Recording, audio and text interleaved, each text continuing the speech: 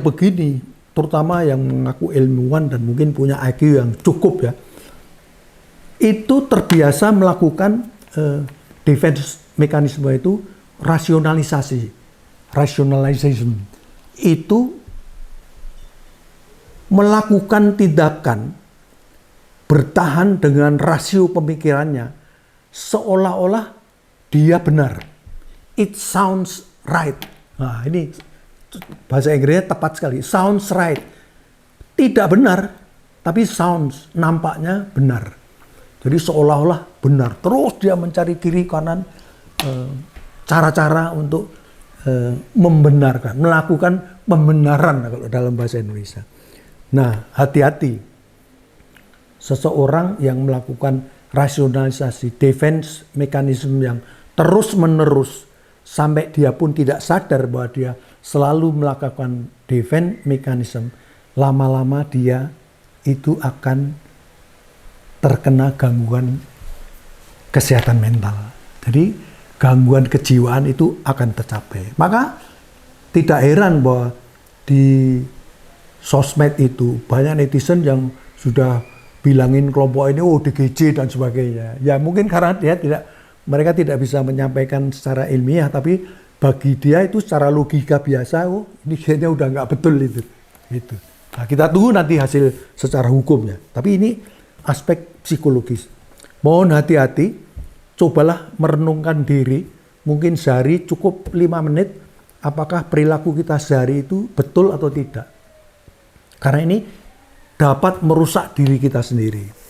Berikutnya adalah tinjauan dari filsafat. Kebetulan saya dosen di magister psikologi sains di Fakultas Psikologi Universitas Sumatera Utara ya.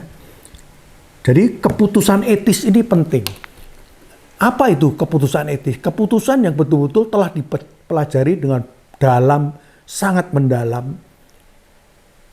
Tanya segala segi siapa para pakar yang tahu dengan jujur ya, dengan catat jujur. Jadi coba pelajari secara komprehensif tetapi jujur terhadap diri sendiri. Apakah sudah benar? Kalau memang sudah benar, pegang, putuskan. Saya harus menikah sekarang, saya harus bercerai, saya harus ganti pekerjaan, saya harus ganti profesi. Kemudian itu kok terjadi kesalahan, orang ini tidak akan ada rasa sesal. Saya berikan contoh lah yang biasa saya pergunakan dalam training. Ada seorang yang mau jadi presiden melalui partai A gitu. Kemudian mengajak temannya si C gitu. Ayo ikut saya. Partainya ini, nanti kalau ini ku jadikan menteri dalam negeri. Tanpa pikir panjang, tanpa pemikiran etis, dia bilang oke, wah pikiran dia, rumah bagus, gaji besar, fasilitas mewah, pikirannya itu saja. Oke, jawab. Temannya si D, ayo nanti jadi menteri luar negeri. Oh sebentar, saya harus pertimbangan masak-masak, karena ini kan jabatan politis. Dia tanya kiri kanan, semuanya dipelajari, dan oke. Menurut pendapat saya, pandangan saya, keputusan saya pada saat ini itu bagus. Saya ikuti, jebret. Apapun yang terjadi, saya ikuti. Saya pegang teguh. Ternyata presiden yang mencalonkan diri itu dari partai terlarang. Dan akhirnya mereka divonis gantung, mati, digantung sampai mati hukumannya. Karena partainya dilarang gitu. Nah, apa yang terjadi coba? Bagi yang tidak mengambil keputusan secara etis, wah dia akan maki-maki, wah katanya menteri ini fasilitas enak, ujungnya saya masuk tiang gantungan. Dan maju ke tiang gantungan, ikat lehernya, ngak, mati. Mati dia. Nah, nggak bisa protes. Sedangkan satunya lagi yang mengambil keputusan secara etis, dia maju ke tiang gantungan dengan tegar, dengan tegap, dan hidup partai A. Karena dia yakin bahwa keputusan waktu itu benar. Ternyata salah dan kalah, fine, nggak apa-apa. Inilah orang yang mengambil keputusan benar-benar secara etis. Nah, saya melihat beberapa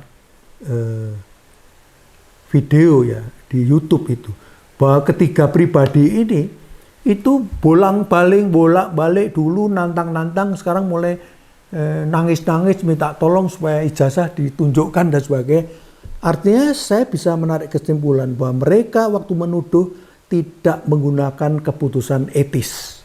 Keputusan yang mungkin bermotif dari orang lain. Entah itu pesanan, entah itu karena tadi itu motif yang terdalam, ada sesuatu yang ditekan di dalam. Entah sakit hati, entah jengkel, entah karena dulu dizolimi, entah merasa dikucilkan, dijelek-jelekkan, maka dia membalas dengan cara ini. Nah, ini akan tampak nanti terutama pada waktu sudah ada sidang dan ada putusan hakim yang berkekuatan hukum tetap. Apakah dia bisa menerima atau tidak? Gitu. Nah, karena kalau orang yang tidak mengambil keputusan secara etis, apapun alasan yang disampaikan, walaupun itu orang yang kompeten, ada saja nanti salahnya. Kalau kemarin ijazah begini, oh ini gambarnya kurang begini, nanti lama itu kok rambutnya kurang sisirnya ke sini, kok tangannya itu kukunya, itu tidak akan habis-habisnya. Nah, ini sangat tipikal orang yang begini ini sebenarnya harap melakukan introspeksi diri, meditasi diri supaya lebih melihat ke dalam apa sih sebenarnya yang nggak benar dalam diri saya. Untuk apa? Supaya demi kebaikan pribadinya menjadi pribadi unggul. Kalau tidak, dia akan semakin hari semakin hancur. Bagaikan seseorang yang bersalah menabrak orang, lari, dia tidak mau mengakui kesalahan. Pasti dia akan nabrak lagi. Jadi kesalahan akan beruntun. Dan itu tidak akan bisa dihindari. Jadi oleh karena itu kembali lagi, harapan saya mudah-mudahan mereka bisa berpikir lebih realistis, lebih introspeksi lah. Meditasi, merenung apa sebenarnya. Kok saya pun begini. Mungkin istri-istrinya pun sudah gerah juga melihat itu. Kalau yang wanita itu, dokter itu ya mungkin suaminya pun agak gedek juga ini kayak mana sih. Ya. Karena mengaku-ngaku peneliti dan sebagainya. Ya memang belajar anatomi fisiologi, tapi terus membandingkan ini jarak jidat ini, tempus frontal ini, begini os ini, wah ini mandibulanya, rahangnya, wah dipersoalkan itu. Ya begitu orang yang mencari-cari pembenaran. Apalagi dia itu kan seorang medis ya, kurang pas lah, kurang kompeten kok dia masuk ke wilayah hukum, kemudian ini sudah banyak ke suasana atmosfer politis. Saya kira itu yang ingin saya sampaikan. Ya mudah-mudahan kita semua bisa lebih paham, jangan sampai kita juga ikut keliru berpikir, akhirnya seluruh warga negara ini jadi bingung, ini siapa sebenarnya yang benar, siapa yang salah. Seolah-olah yang benar jadi salah, yang orang salah, it sounds right. Itu orang mencari pembenaran. Sekian, terima kasih.